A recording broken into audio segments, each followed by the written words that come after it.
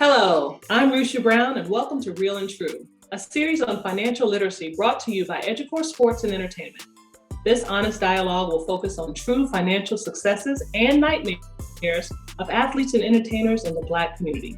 Join me as we dive into real and true conversations.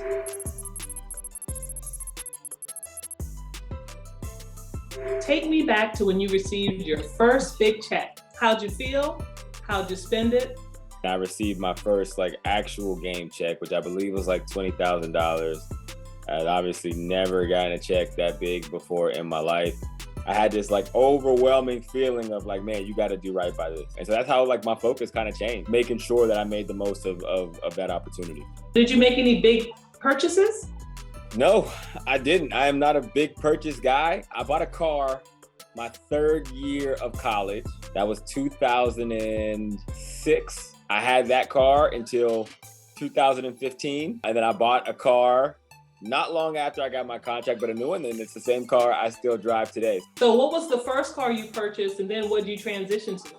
In 2006, I bought a Chevy Impala. And then my next car, I bought a Mercedes-Benz S500. That's a bit of a step up, I would say. That's a step up. Or it might be my second year in the NFL. And so I'm sitting in the team parking lot, and I'm I'm going to get a car. I deserve it. And as I'm sitting in the car, literally on Auto Trader's app, the owner of the Cincinnati Bengals, who I was playing for at the time, pulls up right beside me. He has the same exact car as I do, a 2005 Chevy Impala.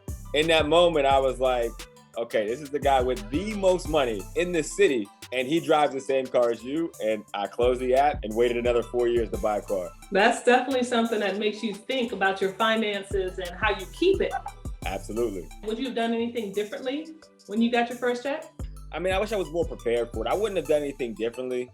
I don't come from a background where you grow up knowing a lot about finances, because there's not a lot of finances to practice with. My only regret is that I didn't learn earlier before I got it, so I was better positioned when I did, but I wouldn't go back in that moment and change anything. What might have been your best financial decision and your worst financial decision? I think my worst financial decision is not buying a home here in LA when I moved here.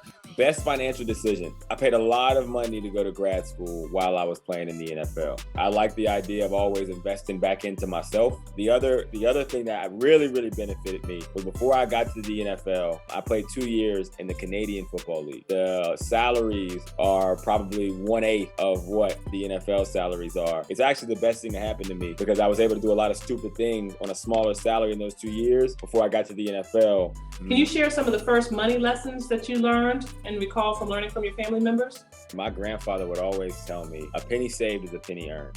My older brother, he went to the NFL, and I remember being, again, just in the front row seat of watching us as a family try to figure this out in real time. It felt like the money was never going to run out. And that's just not the reality. That was the biggest money lesson I earned early, was that, these things accumulate, man. And you don't understand how easy it is to lose just by not thinking that that's a possibility.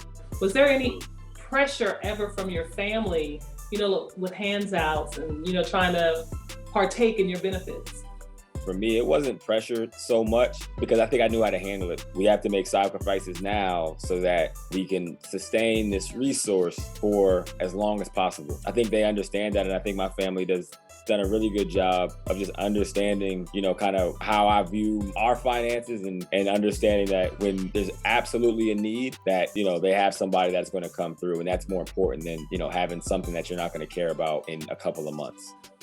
Why do you think financial education is important? Why is it important to you? Anything that you do, you get better by practicing and knowledge. The thing I did, I was always just laser focused on putting myself in position to keep it going. Not just keep it going and sustain, but even building on it. How could I make this even bigger? And so I wanted to make sure I put that plan together. And I think the first thing is knowledge. And I know as we deal with money, they're not always perfect times. We have some mishaps. Do you think these mishaps should be shared? And how does that essentially help to protect others?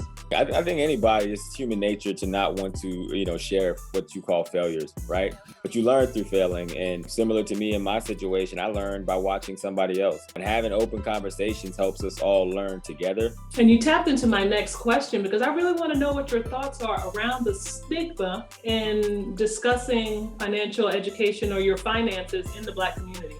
Finances are something that, people are insecure about. I benefited, like I said, from people that came before me, from older players and people who were having those conversations that are candid. If there was one piece of advice based on what you know now that you didn't know then, what would you tell yourself? Educate, educate, educate. To become a professional athlete, it takes like 20 years.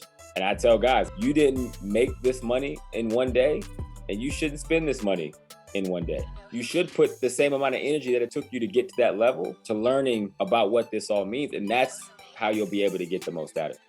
And I know you and Troy Jones have successfully launched Status Pro. Yep. And apparently you guys are amazing disruptors in the virtual reality sector. But how did your financial planning as an athlete allow you to co-found a startup? It armed me to put ourselves and our company in the position that it's in today. To position myself as a professional, it takes getting to a certain point before you get other people to understand that vision. There's no, surprise that you had access or just even viewership to LeBron James and Maverick Carter. Do you think there were any financial lessons that you learned from those two as athletic powerhouses and financial gurus?